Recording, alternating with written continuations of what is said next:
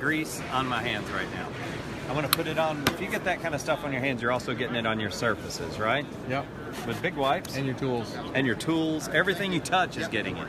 With Big wipes, just rub the product on. You can see it's already coming off without even doing anything yet. It's a matter of just pushing that product into the towel. Watch this. Wow. 3 or 4 seconds. Watch this. It's on there.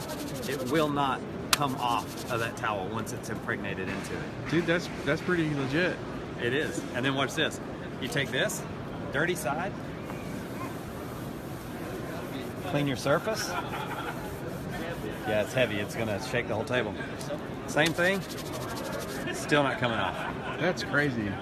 And you're actually adding moisturizers to your hands when you do it with no harmful chemicals and less than 1% alcohol. And the towel is very tough. Wow. So, that's awesome. Pretty nice, huh?